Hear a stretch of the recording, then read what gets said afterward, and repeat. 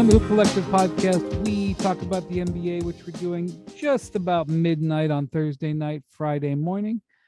Joining me from New York City after a short trip to Milwaukee to watch the Bucks end their season. Not fail. Tim Bontemps. Hello, guys. Just curious, Brian, how you feeling after a pretty devastating night in Northeast Ohio on Wednesday? How are we feeling? Well, the better tough night for a couple MVPs. One two-time MVP and one Hoop Collective nominated MVP, Jared Allen. Yeah, did you see what Jared Allen said today in his exit interview? I don't have it right in front of me, but he basically I did not. He basically said, and I'm paraphrasing because it's not in front of me. I wasn't ready for this. Well, he basically said, "Boy, the lights were. I was ready for the bright lights, and they were brighter than I was ready for," which was apparent in his play. That sums up the Cavs' entire approach in that series, I think. Yeah. Joining us from Los Angeles, California, just back to the coast after a little respite in Memphis, is Ben MacMahon.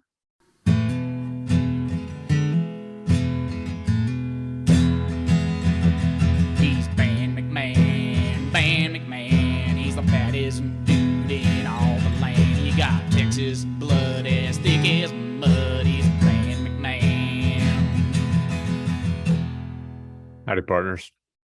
You can hear that travel on that voice. We got a saltier than normal Ben MacMahon, and he's usually got much extra salt. So we're gonna have a fun pod tonight. Just imagine partners. There you go. Just imagine how Ben's gonna sound on Sunday night after covering Game 7. I mean, covering Game 1. That sounded like a prediction, MacMahon. We don't do a lot of those on this pod. Hey, him and Desmond Bain, baby.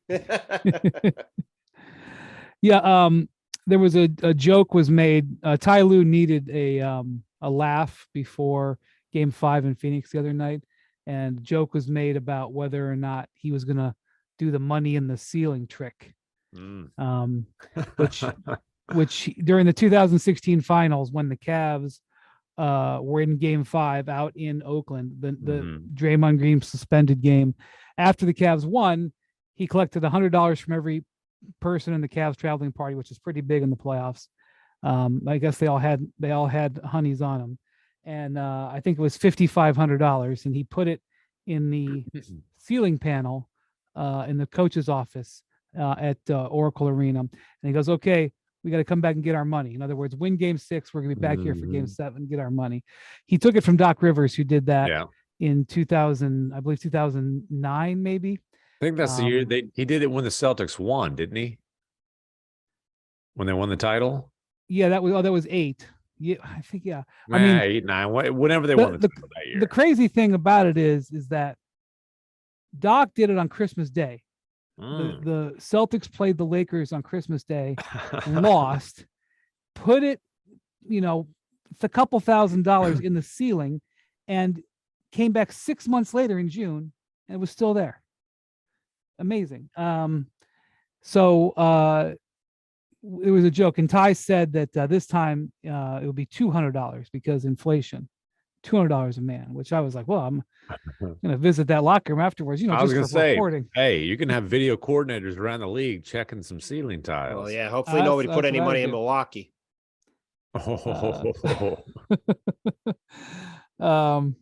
Anyway, Bud might not be back to collect it. Well, Bud's going to collect the 2 years left on his contract. That's $8 true. million per. All right. Well, real quick, let's talk about what happened just a few minutes ago. The Celtics eliminated the Hawks. Hawks gave a fight. I'm not sure what there is to say about this game other than the Celtics were a little shaky in this series and a little shaky in this game. They had the lead early, and then Trae Young got real hot. I think he had 23 in the first half. But then down the stretch of this game, the Celtics absolutely showed why they are who they are. Shut down the Hawks on defense. Tatum and Brown hitting big shots down the stretch. Marcus Smart all over Trae Young. I think he was 1 of 11 in the second half. He was at least 1 for 12. He might have ended up 1 for 13. Okay. The Celtics, so Celtics get to the second round. The big series now set up with the 76ers, which we'll talk about in a second. But Bontemps, the Bucks didn't survive. Celtics have inherited home court. If they can win it, if they can get to the conference finals, they've inherited home court, or at least the possibility of home court. They haven't played their best ball in a while, but they have had stretches where they've looked pretty good. And tonight they looked pretty good when it mattered. Look, the three teams with the best records in the NBA were the Bucks, the Celtics, and the Sixers. Whoever wins that Sixers-Celtics series has got home court advantage through the finals. Like, the path is open. I thought all year the three best teams in the league were those three teams in some order. Talked a lot about how I thought Milwaukee was going to win. We'll get to what happened in that series in Game 5 in a minute. But, the end of this game to me was sort of a reminder of why the Celtics are such a maddening team, because you look at the way they played over the final 5-6 minutes of the game. They're flying in and swatting shots left and right. They're totally locked in. Marcus Smart is zinging passes to people. And then the one time he ball fakes a pass, the defense is completely shook. He basically Moses parts the seas for a layup at the rim. The Boston just put on a clinic in the final 5 minutes of this game, which makes you wonder, why were they in a dogfight for the first 43 minutes of the game? Why did they have this epic collapse in Game 5? Why, there was no reason they should have been like hovering on the edge of potentially having to be going home for a Game 7 on Saturday. Now they didn't go home for a Game 7 on Saturday. They're going to go home and get 3 days off until they play Philly on Monday.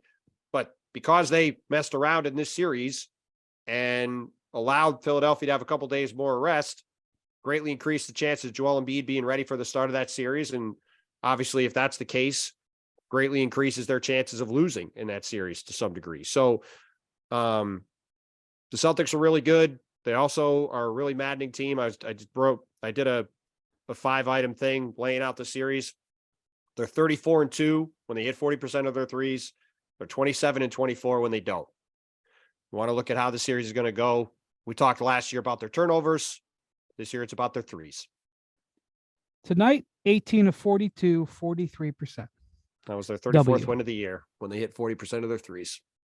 Yeah, Tatum hit 4 and Jaylen Brown 6 of 8. Yikes. And those guys took over the game down the stretch to close it out.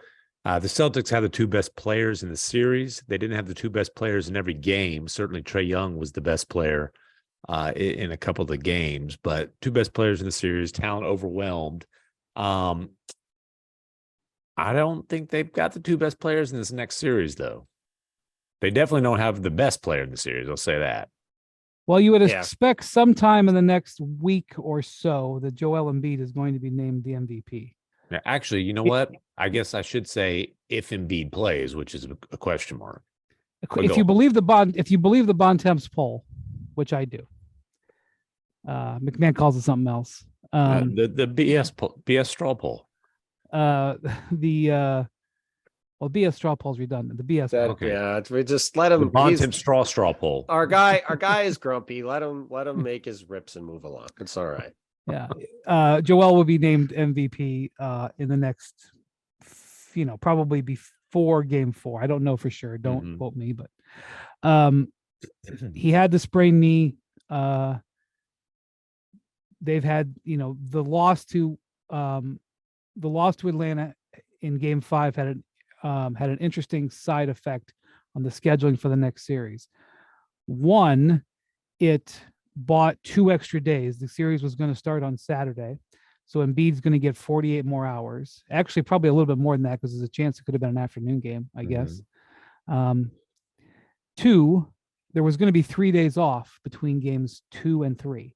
Now they're going to play every other day. Ooh. So that could be a factor for Embiid. Yeah.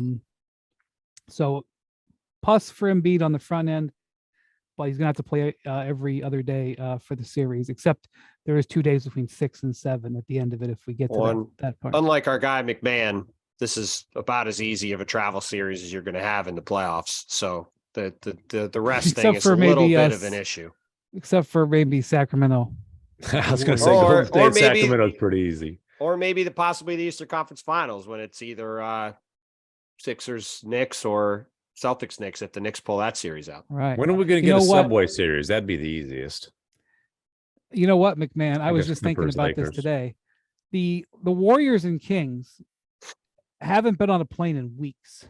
Mm-hmm. Literally weeks.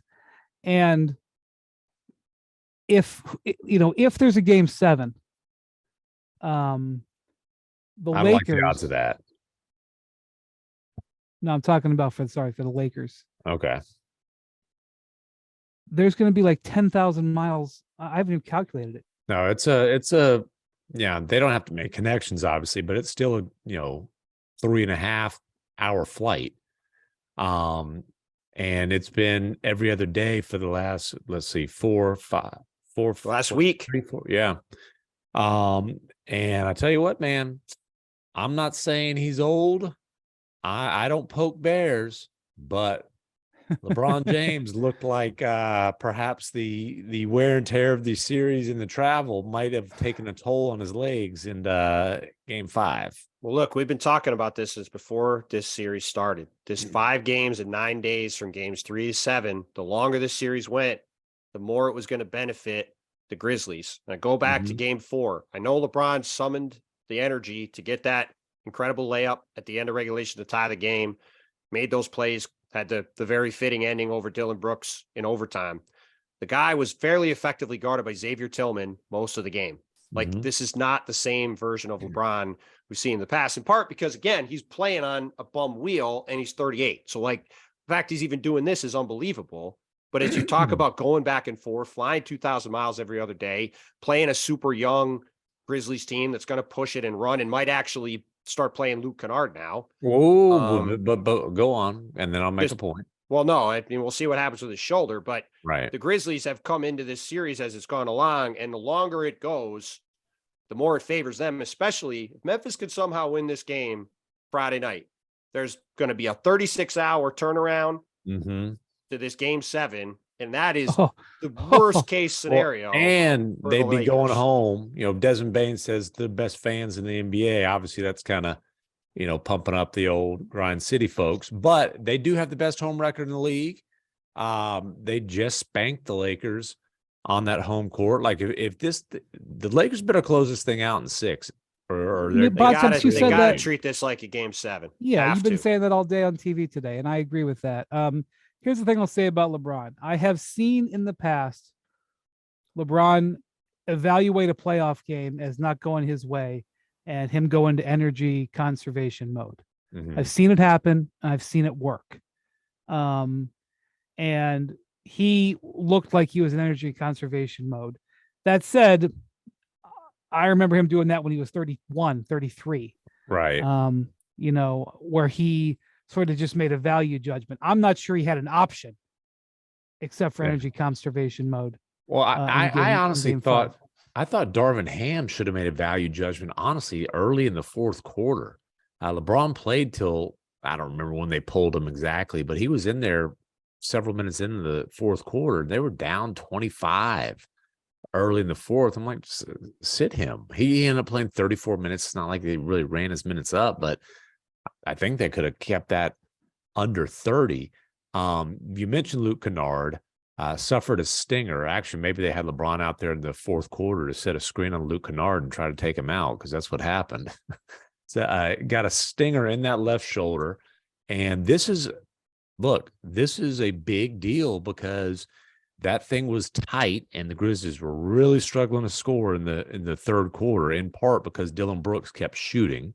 And he kept shooting because the Lakers were giving him shots, and it was just clogging things up for everybody else. Taylor Jenkins and Bontemps, you've been calling for this for I don't know how long. About a calendar year. He pulled the plug. He pulled Brooks less than 4 minutes into the 3rd quarter. Is it true that the Grindhouse fans were a little grumbly when Dillon Brooks was getting the ball? When he touched it, it was like, oh, like groaning. It was like a bear. Like, I was going to say, the bear is growling. No, it was like if you poke a bear in a really, unfortunate spot. But by the way, Dillon Brooks is mad at me right now, which is unfortunate. I feel bad. Why?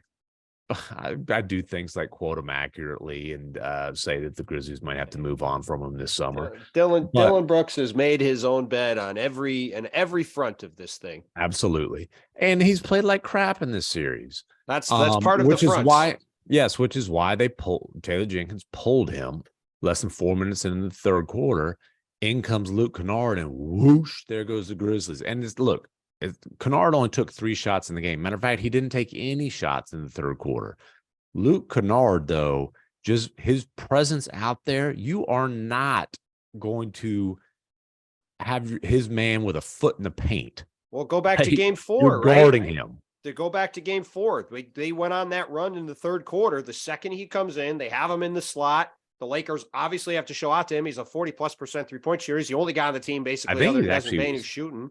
Yeah, I think it was 50+ for the Grizzlies. Led the league in 3-point percentage for the last 2 years. And you give John Morant in particular space, like he can do some serious damage with that. I have to say, at the end of game 4, the Grizzlies, that overtime game, the Grizzlies just, it felt to me like they made like 1-3 in the second half. They were 1 for 16. They were 1 for 16 on quarter threes in the competitive portion of the game. Okay. So the game was over in overtime. They stick Luke Kennard out there. He takes a corner 3. Bam. And I was like, because you know what? Part of it is I got skin in the game here because I really liked that trade that Memphis did at the deadline. Mm-hmm. And I was saying for weeks, like, that could be a really impactful trade. And then it hasn't been because Kennard hasn't played. So Kennard comes in. And look, I've talked, when you talk to NBA coaches and also players, they talk about the difference that 2 feet can make. Yeah. If Luke Kennard is standing in the corner versus Dillon Brooks, in that case, it's more than 2 feet. But if the guy's 2 feet further outside, 10 feet with that. Right. The guy's that step could be the difference between a missed shot and a made shot. Yeah. And so, it's funny. Devin Booker, I just covered the Suns series, and Booker, the Clippers made the decision they were going to stand on Kevin Durant's toes, no matter where he was. And Booker played a lot of point guard in that series. And Booker was like, it feels really strange to have Kevin out there in the corner and, not have this Hall of Famer in Durant. And he's basically just standing in the corner. Right. But, oh my God, do I love it because there's so much, he shot 60% because it's 4-on-4 with a wide open floor at that point. Right. He's like, I feel bad having him do it, but stay over there, buddy. They actually need to get Durant more shots, but that's not a topic for today. But yeah, Taylor Jenkins, this is one of those difficult situations, especially this season. Dillon Brooks has been a punching bag recently. There were stretches this season where he really did help him. I don't think he was ever. He is absolutely one of the best defensive players in the NBA. We've talked about this. He should be an all defensive player. I'd have had him first team. He should at least be second team. And that's where it's tough. The drop off when you put Kennard on the floor instead of Dillon Brooks on the defensive end is drastic, but it's just as drastic on the offensive end. And Brooks has just been killing them. He's shooting 30% from the floor, 21.6% from three-point range, and taking a lot of shots because the Lakers are basically rolling out the red carpet. And I think it is in his head. I think that there's a lot of things that are in his head right now. So it's obviously unfortunate for the Grizzlies that Kennard got his shoulder banged up. Taylor Jenkins was asked, hey, would you have gone back to Brooks if Kennard didn't get hurt? And he didn't give a straight answer. He kind of, who knows how the game would have gone. If I'm him, I'd have lied my ass off. No doubt we're going back to Dillon for sure. But because I was actually thinking early in the fourth quarter with the lead as big as it was, I was thinking this is going to let Taylor off the hook because he can put Brooks back in the game without fear of blowing it. And not have, because if you bench him for the last 20 minutes and 15 seconds, it was already a little bit of a thing. If you bench him for the last 20 minutes and 15 seconds, it's a big bit of a thing. Well, and if you go, and again, to go back to game 4, if you can have Xavier Tillman on LeBron and it's not killing you, if that remains the case, then there's no point in having Dillon Brooks on the court because that's why you have him out there. There's nobody else on the Lakers that 100%. Desmond Bane or these other guys can't easily handle. Not that Austin Reeves isn't going to score, but I don't mean easily handle like they're going to shut him down, but like LeBron is going to overwhelm physically Desmond Bane if he's right. He's going to overwhelm the other guys on the roster. That's why Dillon Brooks, in theory, you don't think Kennard can guard LeBron? Probably not. But if to put it mildly, but if you can put Xavier Tillman on him and you're not going to get killed, then you got to get Dillon Brooks out of the game. You just that's my thing in the in game 4. Like Tillman guarded LeBron the vast majority of that game, and I'm saying, hey, if Dillon Brooks isn't guarding LeBron, why is he on the floor? It was and actually, insane. Our old pal Bob Voulgaris, the somewhat infamous the sports team owner, the hockey. The soccer team, football, Spanish football, but the former Mavericks executive, obviously, guy who made a ton of money gambling on the NBA before that. He was sitting actually right next to Shannon Sharp. Like, there was some pretty funny tweets and videos of Shannon. Yeah, the seat next to him. Anyways, so I stopped. He's been at all the games in LA, so I always stop by to say hi to him at halftime or whatever. And I asked him, I said, what would you do with Dillon Brooks? And I thought I knew his answer, and it was, he said, I wouldn't play him. Well, now, yes. It's the same as he wouldn't have played Porzingis in the Mavs series against Clippers. It's easy to say that from a, hey, strategy, data, analytics standpoint. It's much harder to execute it when you have the personality to deal with. Just like, and DeMichael Cole covers the Grizzlies for the Memphis Commercial Appeal. We were talking about this. He goes, hey, they sat Steven Adams. I was just about to say that. Yeah. He said they sat Steven Adams in the first round last year. And I said, a little bit different personality. And let's be honest, Steven Adams can handle that situation like an adult. I don't think Dillon Brooks can. Well, and that's then you know what? Like, then why are you acting like Dillon Brooks is a critical part of your team and leaning on him to this degree anyway? And why did you lean on him after the way things went last year? You know what I mean? Well, like, that's the part that's also to that point. Why, when you were handing out extensions to everybody else who was extension eligible, was he the only one who didn't get one? And I think the answer to that. Of course. I think we also saw the answer again when they drafted Zaire Williams. He's not ready. They drafted David Roddy. He's not ready. They tried to trade for Mikal Bridges. They tried to trade for OG Anunoby. Right. Drafted LaBravia too, who's hurt. Yeah, I was on the fence about Dillon Brooks. I thought I've always been saying I thought it was going to be a difficult decision this summer. I don't think it's a difficult decision. I think I am still on the fence, but it's getting hard to stay there. Speaking of not being guarded on the outside, LeBron is 6 of 36 on threes in this series. Yeah. And, he had his lowest 3-point shooting percentage during the regular season, I think, in 7 years. At the same time, if LeBron comes out in game 6 and goes 6 for 8 from 3, it's that's what I'm saying. Like, the way he's shooting it and the way he looked in game 5, but I fully believe he could just pour it all out. And he might have to. And the other guy too, we haven't even talked about him. AD had a big game in game 5, but like, look, this has got to be AD and LeBron in game 6. These guys have to show up and have to produce. And this really has to be game 7. Because if they lose this game and they're going back on that short turnaround, obviously they have a chance to win. They could easily be the 2 best players in any game, but like that's a huge ask as opposed to having a game at home you can win. AD has had 2 duds in this series. He's been dominant at times, but he's had 2 absolute duds in this series. Well, they can't afford a third. Well, we did a pod before them, but like, can you imagine if they don't come back and win that game 4, what the conversation is about AD after Rui Hachimura is the one rolling down the lane for the game tying potential basket in the final seconds. He's just hanging out in the corner. I mean, that could have been AD did not even look like he wanted to even look at the ball late in regulation. And when LeBron made the play, big game for him tomorrow. Big game. Yeah. So the other series in the West that we still got going on, Warriors, Kings.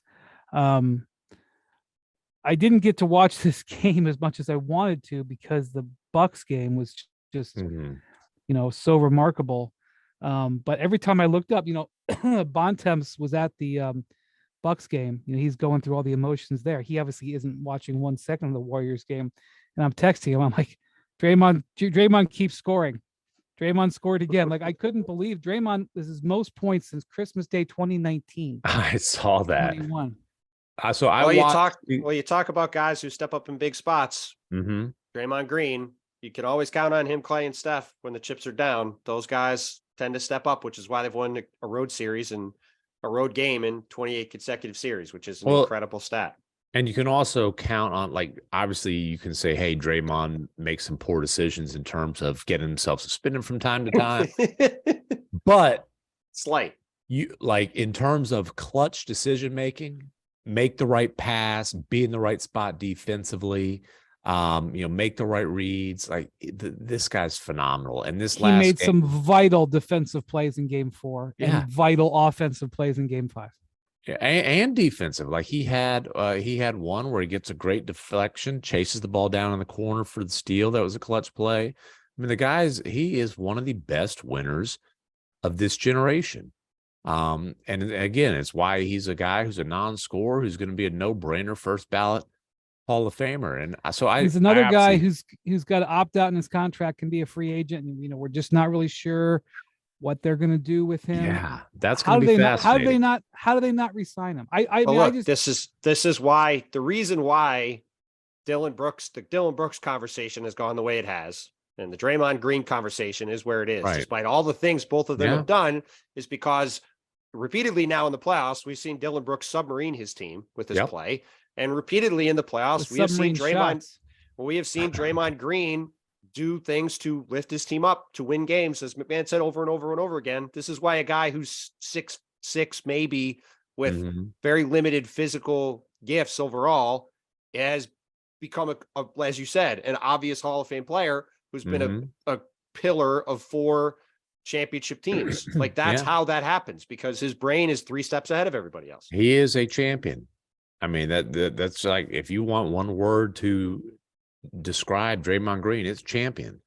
Obviously he's got the hardware, and he's got the mind for it. He's got the heart for it. He's a phenomenal winning player.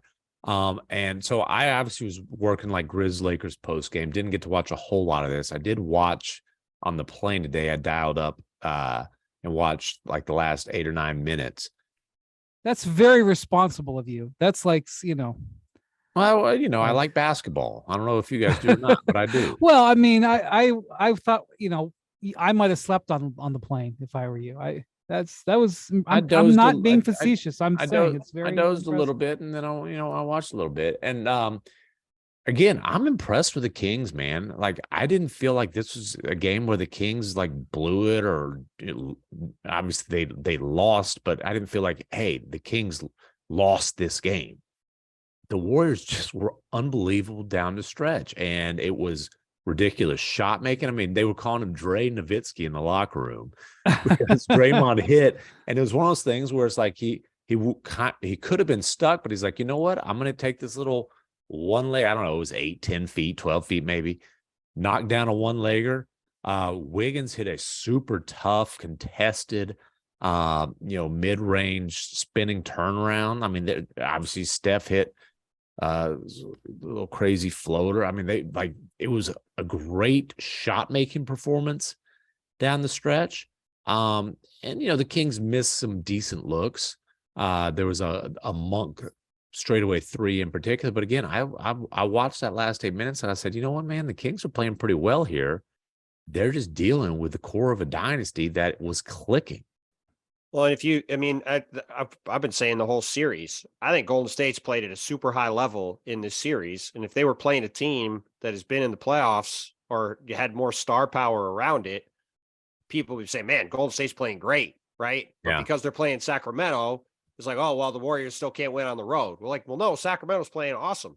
Sacramento's a good team. Like that game yesterday, I mean, like you said, or on Wednesday, they had to go win that game on the road. It's not like the Kings, even with De'Aaron Fox playing with this finger thing, it's not like the Kings handed that game. I mean, De'Aaron shot 9 for 25. You have to assume this finger thing impacted it to some degree, but still, it was a competitive game right down to the end. And it took, again, these guys who are truly legendary players in the league stepping up and making big time plays to win this game on the road. Like, The Kings are making these guys earn this all the way through. For sure. And it's been an incredibly impressive playoff debut for, basically that entire team.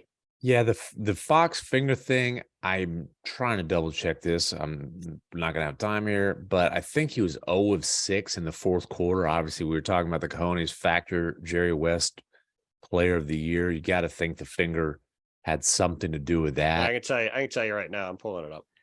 Well, that's the thing, whatever pain medication he's taken, who knows? Yeah, he was 0 for 6. 0 for 6 Yeah. in the fourth. And it's not even about pain. It's like if you've got something on one of your shooting fingers, I mean, that's a lot of that's feel, and your feel's just a little off. Yeah. So for sure. Not this to make is the biggest Sacramento game. Kings game. I mean, I know it's a first round playoff game, but biggest Sacramento Kings game since what? The Western Finals, and what was Since that? the Since NBA, Game 7. Since the NBA robbed them. Yeah. Since Game 7 against the Lakers. Since the CON conspiracy game. I don't even know what to make of that one. But tall order. But this playoffs has been wild. I think the last time a team seeded 5 or lower has managed to have home court in the second round was 2012. It's when the Celtics played the Sixers, right? Well, I know when the next time will be. Well, right. So the Knicks woke up with home court advantage, and the Warriors, if they win one more, will maybe not have home court in the first round and potentially have home court in the second round if the Lakers finish off their series. Yeah. And the Knicks do have it.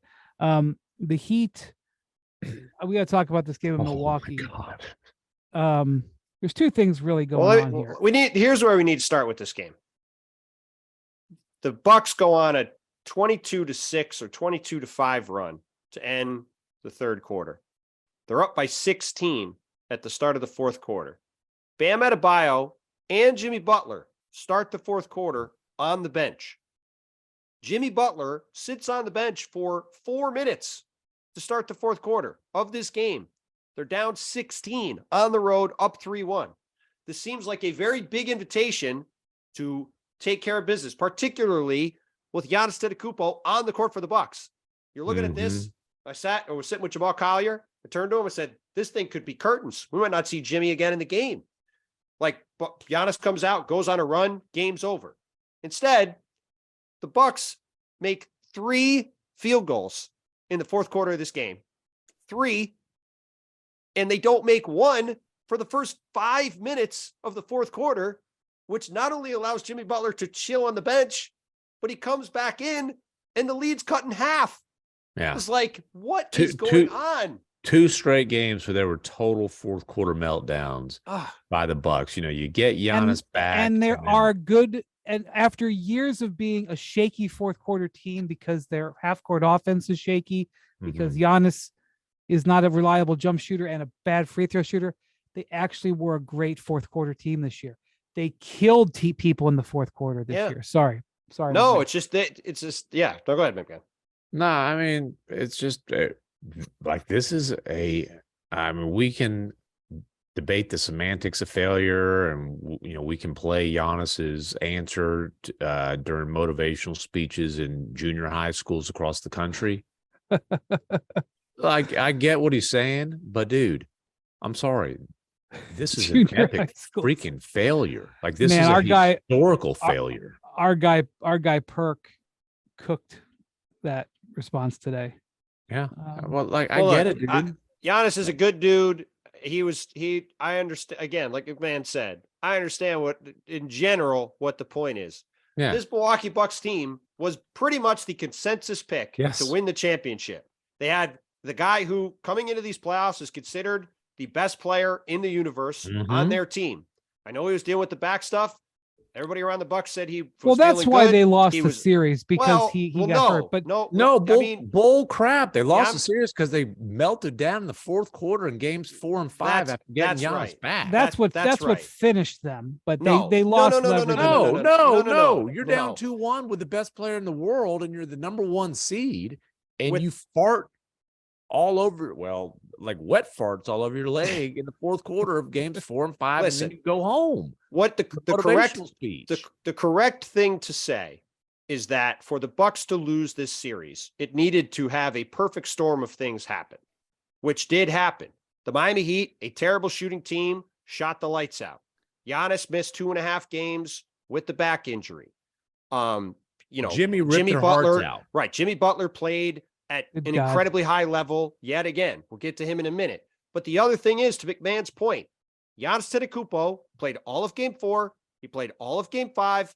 This team had a 14-point lead halfway through the fourth quarter of game 4. They had a 16-point lead in the fourth quarter of game 5 at home with Jimmy Butler on the bench, with Giannis Antetokounmpo on the court. There is no way that team can lose that game. Yeah. None. Okay, that's fine. But I'm just saying, had they won game 4 and 5, they still would have had 2 losses because Giannis missed. But that's not why they lost the series. Then you're up 3-2. Right. It's not worth fighting over this one. But also, Mike Budenholzer. I don't know if there's a. Honestly, there's a lot for the Bucks to process here. I don't see, and I'm not a guy who likes to call for coaches to get fired. I don't see how he survives it. Well, let's be honest. I don't. If they didn't win the championship. When they did, he was probably going to be gone then. Matter of fact, if KD, you go back to the KD one shoe size smaller situation, if KD's an inch further back and that's a 3-pointer and the Nets win, I'll tell you this. There was a lot of people that thought Rick Carlisle would have been the coach of that. Yeah. Rick Carlisle would have been the coach of that team. It ain't a coincidence that Rick Carlisle accepted the Pacers job right after that series ended. I'll put it to you like that. Here's the deal with Mike Budenholzer.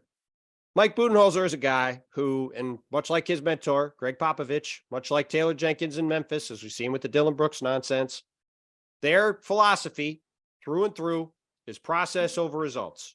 That is what Mike Budenholzer does, right? He believes in a system. They stick to their system. When the Hawks used to play the Cavs, he used to give up a trillion threes. They would get annihilated every time. And he would sit there and say, well, this is what we do. We play our defense. The other team made shots. That's been the approach they've had all the way through. You look at this series, they never double teamed Jimmy Butler at all. I think over the 7 games or the 5 games, our stats and info people track them doing it 7 times. 4 of them, I believe, were in game 4. I was talking to some Heat people before game 5. They said, do you think the Bud's going to double team more today? I said, no, he's not going to do it. He's going to stick with the stuff that he does because this is what the guy does. He's a process over results guy. And he'll say, well, the results didn't break our way, but we had the right process, which is why when they didn't get a shot off on the final possession of overtime, which whatever, you can argue they shouldn't have called timeout there or not. He completely messed up at the end of regulation. It seemed very clear he did not know that they had a timeout left, which is not great. Then, but his answer for not calling timeout at the end of overtime was, this is what we do all the time. It always works. We feel good about it. We'll live with the results. Now, you could say if you're Bud, well, if they throw one pass over to Grayson Allen, he's wide open for a 3, right? But they didn't. And that's why it's not a process means you win games league. It's a results means you win or lose league. And the results are that his process got blown to smithereens and his team had one of the worst upsets against it in the history of the sport. Yeah. All right. And you talked a lot last night. 5 games. I think it's got to be called the worst. They got smoked in 5 games.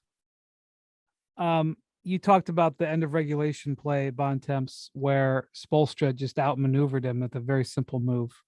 Yeah, it summed up the entire series because it was Jimmy Butler and Eric Spoelstra taking the game over. So there's 2.5 seconds left after Giannis that nearly had a horrible turnover. They make 1 or 2 free throws. Get to Giannis in a minute. And they call timeout. They have a half-court set, and they have Gabe Vincent inbounding the ball. And Spo yanks Bam Adebayo out of the game. They're like, wait a second.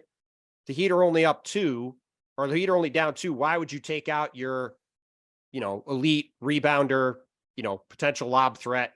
Well, put back guy. Right. So he's the only guy who can rebound. Let's just be honest. Kevin, right. You have Kevin Love off the court. Kevin Love fouled out. Right. You have a bunch of guards out there. Mike Budenholzer sees 5 guards on the court, including the inbounder, Gabe Vincent, goes, oh no, the Heat have just tried to hit 2 threes to go ahead. They're going to go for a 3 to win the game. We got to have Brook Lopez off the court. We got to have all guys out here who could switch. Takes out Brook Lopez, brings in Pat Connaughton. And because Jimmy had went to Spo in the huddle and said, I want you to throw this lob to me, by having Bam off the court, it pulls Brook Lopez off the court. You have all smalls out there. And then it's Jimmy Butler versus Pat Connaughton on a lob. And as Gabe Vincent said after the game, all I knew I had to do was get it over Giannis, because if it was Jimmy versus anybody with who was out there on the court, Jimmy was going to win. And it was a brilliant pass. By the way. It was a great pass. Everything had to work out great. The play, the maneuvering by the coach was great. The execution of the pass was great. And Jimmy Butler, who once again has come up massively in the playoffs, made another massive play and was there when they needed him. And that right there in a nutshell is why the Heat won this series. Poise, execution, and effort. I got a kick out of Eric Spoelstra after the game talking about Jimmy. Spo, a lot of times his nickname in the Miami media corps was the Spo bot, because he sort of would say always the same thing. But when he really decides to open up, he can be absolutely incredibly insightful. It just doesn't happen very often. But anyway, he's just complimenting Jimmy, but he's like, he basically said he's psychotic. He said several times he's psychotic. And it reminded me of when they had that blow up at each other on the bench last year, where Spo, heaved the dry erase board. And I remember seeing Spo scream at him, I always knew you were bleeping crazy. Yeah. And like, he does know. And that's the thing about Jimmy, is it, they do know he's crazy. And it's just, and on that play, Spo was like, I don't know if Gabe can get the ball to you in the huddle, like, because they had drawn up a different play, and Jimmy said, no, throw me the lob. And Spo's like, I don't know if he can get the lob to you. And he's like, just throw it. And that's the thing. Like, he's psychotic because he can do that. Dude. Well, that was a great quote. He said, that's why he is us and we are him. That's why we operate as well. And sometimes the psychotic meets the psychotic and it gets a little bit whatever. So we needed every little bit of every play that he made. I think that's exactly Spo was calling himself psychotic there. Yes, too. That's what I mean. That's that, Jimmy Butler is a Miami Heat player. Those guys are, Brian was around them 15 years ago. It's all the same people. Sitting in the back row last night is Pat Riley, Lonzo Mourning, Adam Simon, Andy Ellsberg. Those guys have been at all of these Heat playoff games. And they, by the way, before the game and like around that team, they were very fired up to get another crack at the New York Knicks, the team the Miami Heat absolutely hate and love to beat more than anybody else. Tibbs I think they were just Jimmy, baby. Well, I think they were just as happy about winning that game as they were getting a chance to tear apart the New York Knicks again. Like, they are, I think, beyond fired up to be coming back to New York and playing the Knicks in the playoffs. There's no team in the NBA like the Miami Heat. For many different reasons, there's no team like them. And the way they handle their business is truly unique. And it's, they're not for everybody, which they will tell you. But the longer I've been around the league, the more I just respect the living hell out of them. And they, when you think of Miami, you think of Flash and everything like that. And, and that's not who they are. That's not what you think of with the Heat. They have concrete floors and Spartan walls. I mean, not actually, but they're. Well, the Heat are still the Heat are still the org. Like, everybody thinks about the '90s series with the Heat and the Knicks, right? Which is fitting because that's what we're now going to get starting Sunday at the Garden.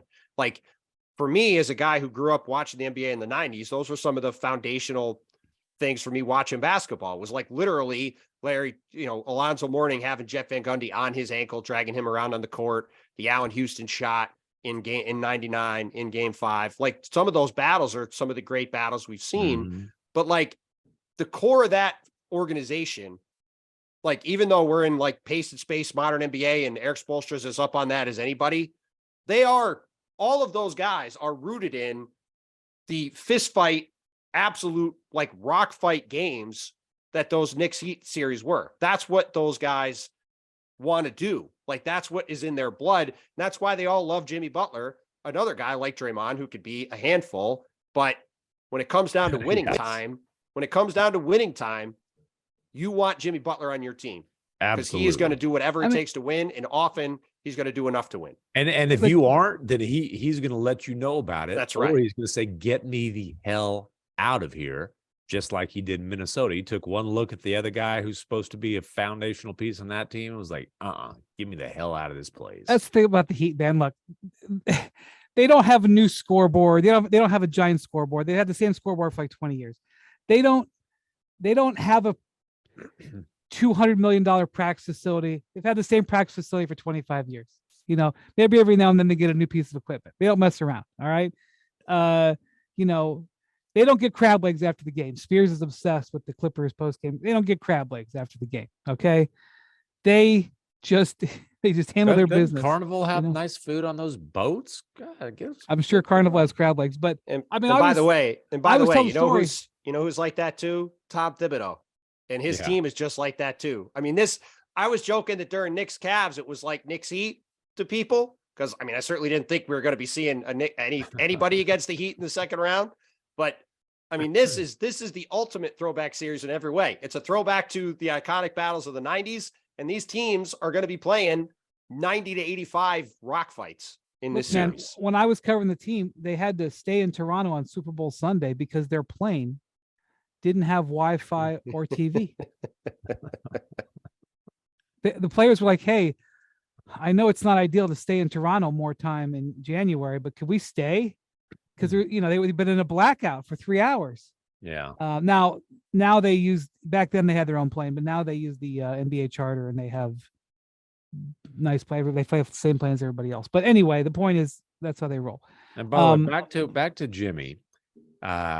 Jackson sent us this quote from Giannis, and this kind of gets back to the Bud thing too. But he says, "I don't think as a team we made the right, or we didn't make as many adjustments as we could against him." Well, I will say in Bud's defense, that's partially because, or in large part because, Drew Holiday is one of, if not the best guard defender or wing defender in the NBA. And Jimmy just annihilated him and rubbed it in his face. I mean, it's unbelievable how badly he went off with freaking Drew Holiday guarding him. He said, "You can't guard me. I own you." And and they just the sideways look. And when they were down 6 with 2:36 to go. Well, I mean, look, and then ripped the Bucks' hearts out. It was maniac competitive madness. Psychotic. You look at 56 points in game 4, a game that those Miami guys who saw LeBron go to Boston and win, like they were like, I don't know, as good as stuff as we've seen. It was up there with that, with Dwayne in 06 against Dallas, like never seen anything like it. And then to come back and have 42 in that game and carry these guys over the line, like, I mean, nobody in the league has probably raised their stock more over the last 3 or 4 years than Jimmy Butler with the way he has played for Miami. And by the way, we have to say, like, no Tobias Harris, but yeah, Giannis. Well, you certainly know Ben Simmons either. Giannis, I said a bunch this year for the last couple of years. Giannis, the best player on the planet, and you certainly was dealing with a bunch of injuries this year. He played for Greece last summer. You can make a case he wore down as the year went along, but the bottom line is his jump shot abandoned him as the season went along, and particularly in this series. I think he had a bad free throw year. Well, he I think had one jumper outside the paint in this series. He went 3 for 9 from the line in the fourth quarter and overtime. He was 10 for 23 from the line in game 5. And like, to me, I think we might have to revisit whether he is truly the best player at this point. Because if he's a guy who is going to shoot like this and not make any jumpers, it's in that streak where they won like 25 of 27. He was pretty freaking awesome. Well, listen, he's still awesome. I'm not. He obviously doesn't stink. He had as as disappointing of a 38 point, 20 rebound performance as you Well, possibly no, could again, last I'm night. not. But you're right. That's how Luka is sometimes, right, McMahon? Like you'll watch Luka and you'll be like, boy, like, he's playing really junky. Yeah, I've said like Luka, I like when they lost in Charlotte this year, he had like 42, 10, and 8. And I said he had a terrible 42 point, 10 rebound, 8 assist game, a terrible game. And I meant it. So these guys are that talented. And that's the thing. Like, this gets back to the whole failure thing. Like, listen, is Giannis Antetokounmpo a failure in life? Obviously not. But you judge superstars by the standard of their talent. And his talent is historically ridiculous. You judge franchises by the standard of their expectations. And the Bucks' expectations were to make a championship run, to get bounced in 5, as Giannis said, to have a 15 on the little countdown chalkboard. I mean, it's just a ridiculous embarrassment. Here's the other thing too. Go ahead. Yeah, go ahead, Brian. From 30,000 feet, the odds are stacked against this. As a contender in the NBA, in the modern NBA, you have a window, and your window is sometimes tied to how wealthy your owner is.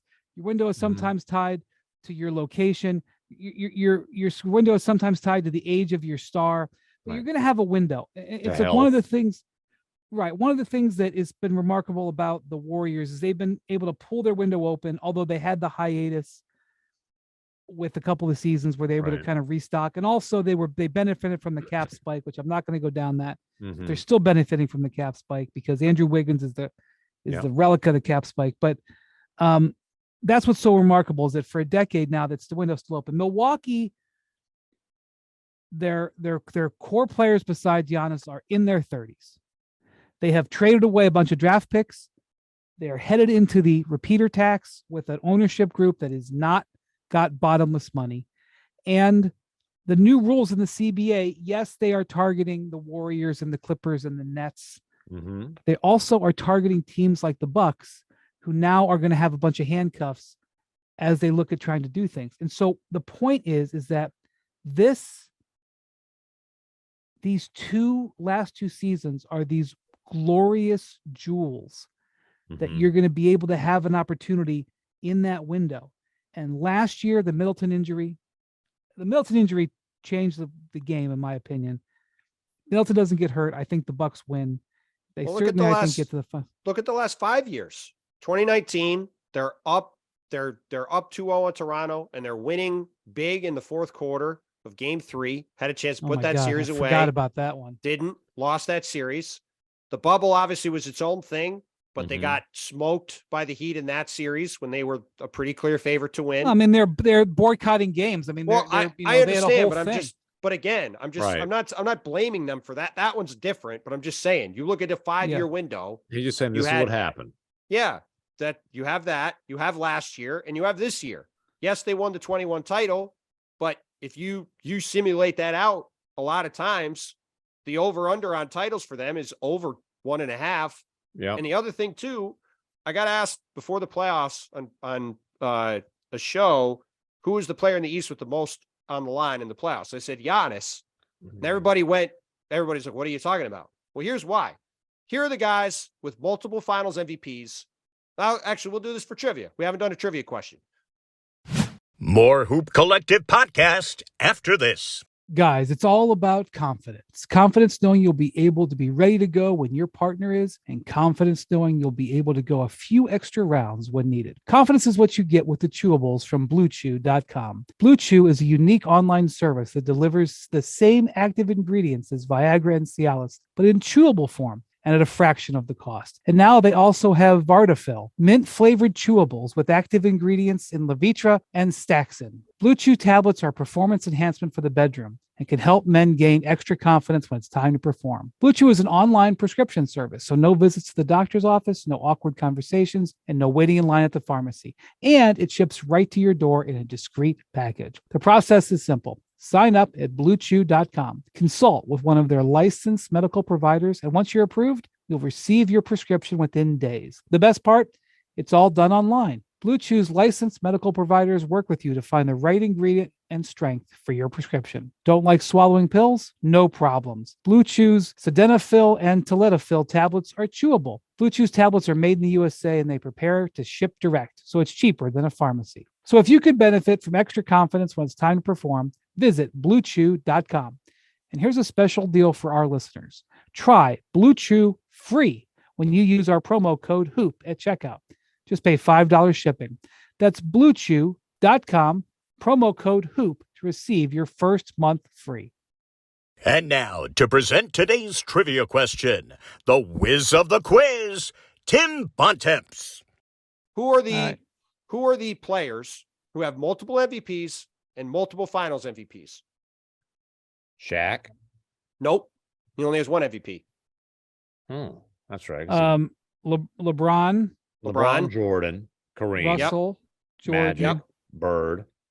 Well, Russell, the finals MVP started in like 70. It's kind of a fluky thing. So Russell would have, but he is not one of them. Okay, but Magic, Bird, LeBron, Jordan. Yep. Kobe only won one MVP. Duncan. Correct. Tim Duncan. There's one more. There's one more. Will Chamberlain. No, he wouldn't be early enough. Another all-time great center, but later than that, because it's like post-1970. Oh, Akeem. Not Akeem. No, Akeem only won one MVP. Abdul-Jabbar. Kareem. I said Kareem earlier. Well, you just listed off 5 guys. Relax. The point is, you're talking Michael Jordan, credit. LeBron James, Magic Johnson, Tim Duncan, Larry Bird, Kareem Abdul-Jabbar. Giannis had a chance to be on that list. And he might not have a... No, I understand that. But my point is, as you just said, you don't know how many opportunities you're going to really have. And the Bucks this year were in Milwaukee. Well, just in general, who knows? I mean, Giannis is 28. He's a guy who relies on his athleticism. Obviously, we talked about the jump shot. Like, his peak might be shorter than some of these other guys. I hear everything he's got the best team. He's got the best team in the league. And they had a wide open path, in my opinion, where they had a clear path to winning the title. They went in the playoffs healthy. You have to take advantage of these kind of opportunities because you might not get another one. You might have Chris Middleton get hurt like you did last year. But because he has one, there's more pressure on Embiid and Harden going into these playoffs. But you know what? Doesn't matter now. But Wendy, you said in Milwaukee. Yeah, Elaborate. because here's the thing. Look, the challenge for the Bucks is they're out of assets and they're pretty much out of money. I don't know. Maybe this new partial owner, Jimmy Haslam, is going to throw some money in there. He only owns a quarter of the team. Well, and Wes Edens is the controlling owner. It's up to him what they do. Right. And so they have a pressure. And I mean, Giannis has consistently left it open-ended. He has not pledged his forever loyalty to Milwaukee. And there's several times where I think he's kind of made a point to continue to leave that open-ended. I'm from the Midwest. I live in the Midwest. I'm just speaking the reality. People don't want to go to Milwaukee. Okay. So the challenge is that you got guys in there. Everybody goes on vacation in Milwaukee. Actually, Milwaukee's beautiful in the summer. There's a gorgeous. Joakim Noah joke. Cleveland. What's the Door County? Very popular place to go in Wisconsin. Whistling Straits. You got knocked me off my train of thought, MacMahon. Okay. Sorry. So they got guys in their 30s. They spent all the money. They traded all the picks. How are they going to? And this would have been true even if they went 16-0 and won the title. Yeah. How do they create another window? How do they refresh the team? Yeah. How do they refresh the team? So now they've let 2 championship level teams slip through their fingers, and now they got this thing. And Giannis he's 2 years left, okay? But if he doesn't extend this year, and I don't see how he can extend. I don't think it's an insult to the Bucks. I don't think it's an insult to the city. I don't think it's an insult to the ownership. I don't think it's an insult to Drew Holiday. I just think that at this point in his career, I don't know how he can extend. Why wouldn't he leave his options open at this point? Well, here's the deal. Chris Middleton, player option. Obviously, he's probably not getting $40 million a year, but he's probably getting a bunch of years. And as a guy in his early 30s, it would make sense 31. to opt out. Sign through your age 34, 35 season, right? That financially probably makes more sense than opting into 1 year. You've got Brook Lopez in his mid-30s. just had probably the best, if not the best season, one of the best seasons of his career. He's going to be a very attractive free agent for teams that are trying. I mean, look, what is everybody looking for? Bigs that can protect the rim and shoot threes. That's Brook Lopez, right? Perfect fit with Giannis. He's a guy who's going to want to get paid. You have Drew Holiday, who is, as MacMahon said, one of the best two-way guards in the league, might be the best two-way guard in the league when you factor in both offense and defense together. He's got 1 year left on his contract till he could be a free agent. And then you've got Giannis, who's got 2 years left on his deal. And the rest of their team, Jay Crowder, Joe Ingles, like all these other guys, they're all getting older too. Like, this is a team that is reaching a critical mass with all these guys having to make a decision at once. They could run it back. I just don't know if Giannis doesn't commit. If Giannis doesn't say, okay, I'm re-signing, how do you give Chris Middleton 4 years? How do you give Brook Lopez a bunch of years? How do you extend Drew Holiday? Well, let's flip that on its head. When Giannis signed the Supermax, what was the sequence of events? They Milwaukee Bucks for Drew Holiday. That's correct. The Milwaukee Bucks traded for Drew Holiday. And as MacMahon alluded to with Rick Carlisle, right?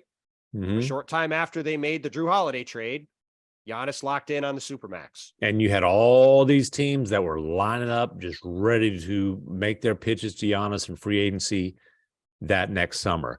The Heat were obviously at the front of that conversation. A lot of talk about the Lakers, the Mavericks. There was a list. The entire league was paying attention to it. Did you see Mark Cuban really liked Giannis's response? He tweeted today, great response, and he tagged Giannis. Now, why would he do that? Let me do. And then he just Cuban. Well, you told that great story about when they cut Thanasis and like put out a press release. Costas. And they sent out a press release. That's the only time a two-way player's ever gotten a press release with a quote from Donnie Nelson. Did he get a tribute video? Great response, Giannis. And then he this response should be required viewing for every sports media member, blah, blah, blah. Some Fox and Henhouse type. If only he's trying to get banned again. He's trying to get banned again. Listen, he's working on getting banned from Memphis, and now he's trying to fire up his old. I'm just saying. And then Cuban's talking about this chat GPT should be asking press conference questions. Last time I got banned, it was because Cuban said he was afraid artificial intelligence was taking over the friggin' sports media. He is hilariously full of crap, but what he's doing here settle down. He is hilariously full of crap. I'm sorry, you have to laugh at it. MacMahon, you haven't even got to the best part, which is they can wish away for this guy all they want. They don't have the ability to acquire him via trade anyway, because they've traded away everything they basically have. So that doesn't. Yes. They could probably offer Luka to the Bucks if they want. Yeah. So. But look, I would say Luke in Milwaukee with those cheese curds and all that beer. Oh no, I don't know, man. So I would flip it around and say that this summer, whether Giannis is going to commit to an extension or not in September when he's able to do it, this summer, between whatever the Bucks decide to do on the coaching front, whether they keep Bud or they move on from him, or whatever they do with the roster, they got huge decisions to make across the board. It has to be viewed through the prism of, as you guys both said, what is the next few years going to look like with Giannis? And can we convince Giannis Antetokounmpo that this is a place where he can win long term? And listen, he wouldn't be the first all-time great player who has won a championship in Milwaukee and still decided to leave a few years later. Well, that's the thing. It took 50 years. When Kareem left, it took 50 years for them to get back to the finals, which is why if you're the Bucks, you probably play it out. You play it out till the very end. And because, you could get a whiteboard out and I can say, oh, well, if you trade him with 2 years left in this contract, you could get maybe 7 first-round picks instead of 5 or something. Well, that's a different conversation.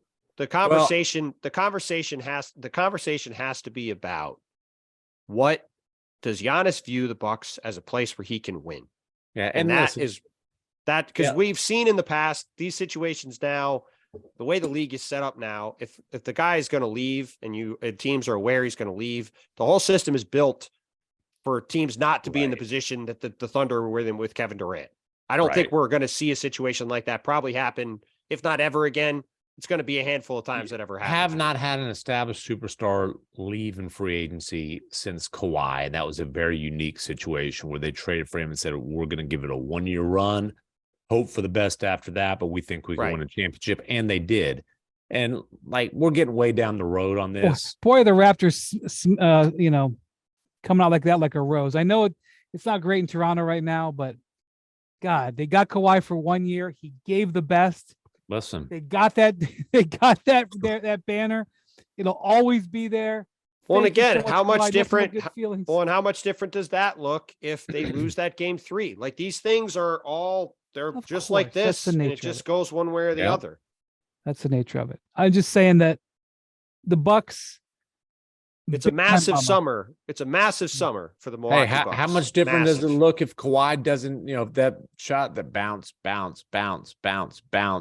goes Yeah. down? Maybe Philly has a championship. Hey, maybe Jimmy's still in Philly. Who knows? I mean, these little ripples are like, Yep.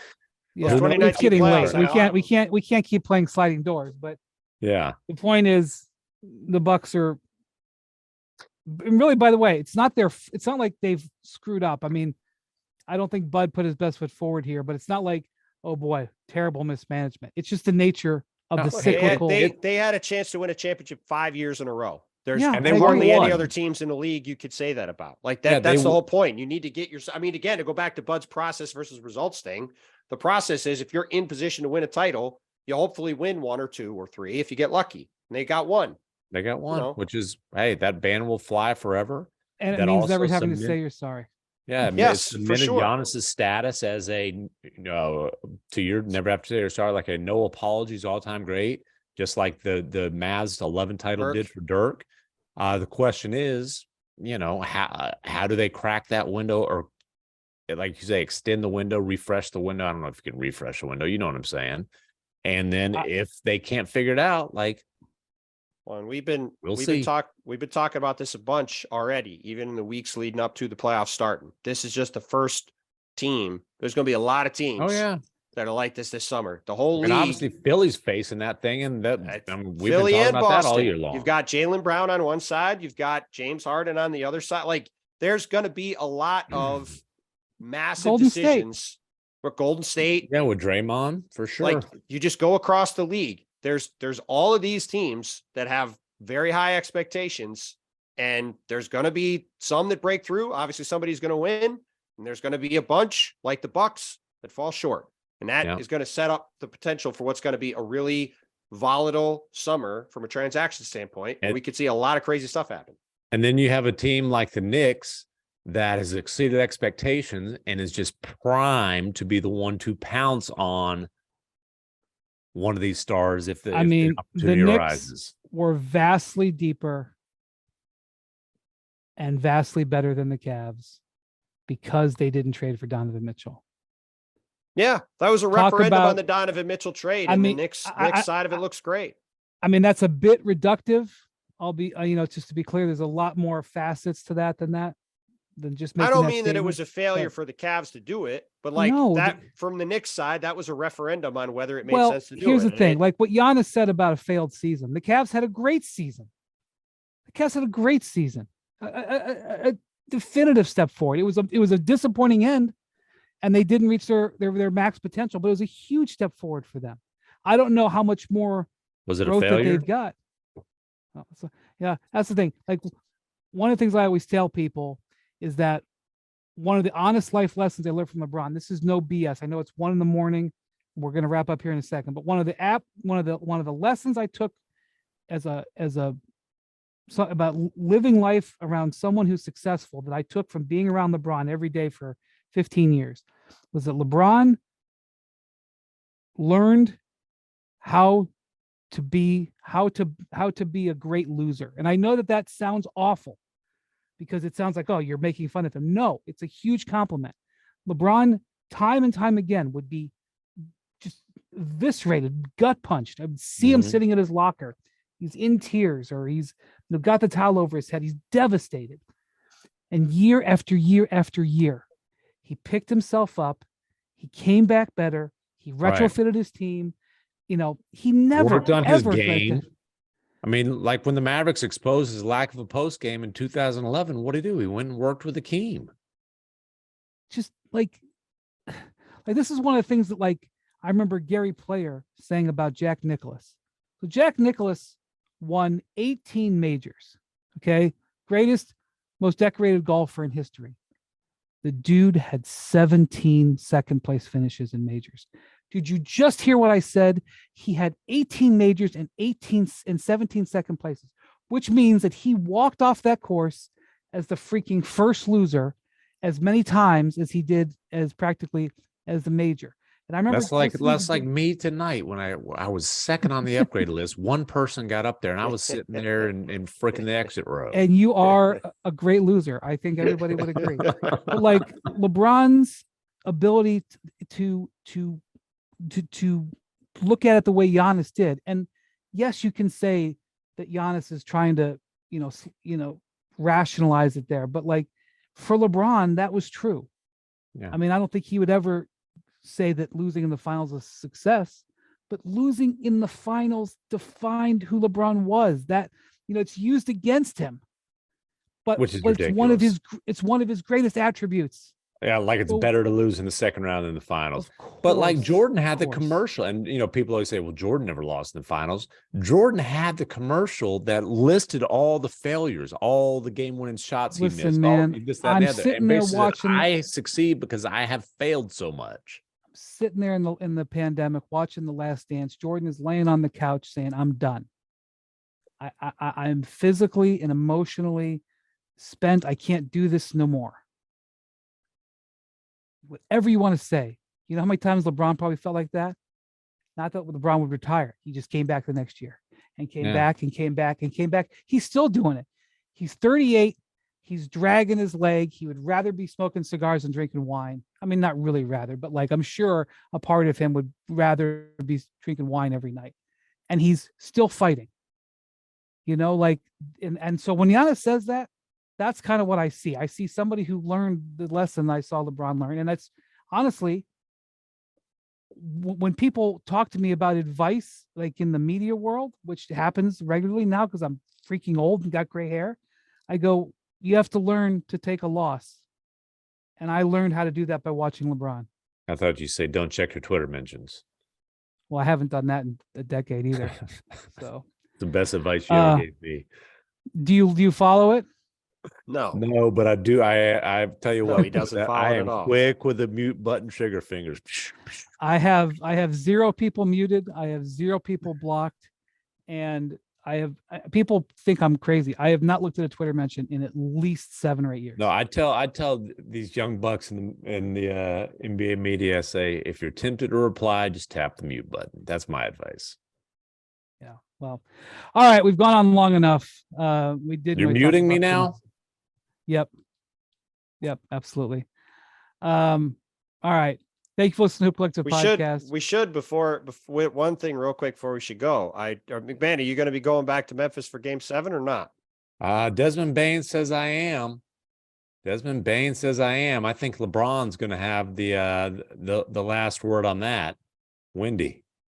LeBron back and forth. Is he going to be able to close this thing out? Man. You're the expert.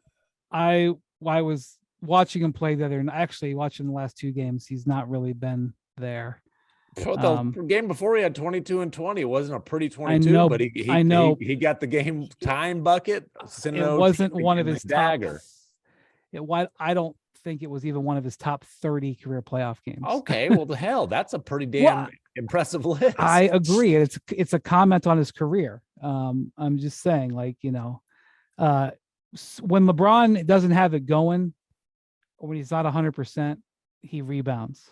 If you go look at his career, when he can't do, when he knows that he maybe can't give much. Well, I shouldn't say that. I don't want to be misquoted. When LeBron focuses on rebounding, sometimes it's because he knows he's not at full power. Right. I've seen it before. So, but look, both ducked the answer to answering this actual question. I think the Lakers close it out tomorrow. I've been wrong before. I think I'm going to say, and if they don't, then I think the Lakers are cooked. We know what you're going to say. You thought the Lakers. You mocked me when I said they had a top 6 roster after the trade deadline. You mocked me. I can no longer make my play and participation ribbon jokes when I look up at the banners. But go on. If Luke Kennard can play in Game 6, I think the Grizzlies will win Game 6. But I don't feel great about it because we've seen the Grizzlies do stupid things and kick away game after game after game. But I don't trust the Grizzlies on the road. They are 0-16 as road underdogs this year. 0-16. yeesh, that is a wild Straight up stat. or against the spread? Is that right? Straight up. They're 0-16 as road underdogs this year. They're a Wow. bad road team, and they're trying to there's a heavyweight that's trying to knock them out. I think LeBron. I saw LeBron was 39-11 in closeout games. Yeah. So I mean, bad road team, an immature team. And I just don't know I don't know if LeBron has his legs. That's the only reason. I am really excited to watch. I'm really, really excited to watch LeBron go up against these guys in this game. Cause I feel like, I do feel like Brian, you said he was 6 for 36, right? He's not making shots. We're talking about like he's dragging his leg around. It does feel like we're going to get not a vintage game overall, but like he's just going to make 5 or 6 threes in this game and go like 6 for 10 and find a way to get this done. Because I'm sure if anybody knows, it's LeBron, how hard it's going to be to try to turn this thing around for Sunday. Yeah. Yeah, and I think he was thinking about that. I think it was in his head. He always confused it. All right. So Wendy says Lakers by 30. Thank you, Jackson, for staying up late and putting this out. We'll talk to you very late again on Sunday night. Adios, amigos.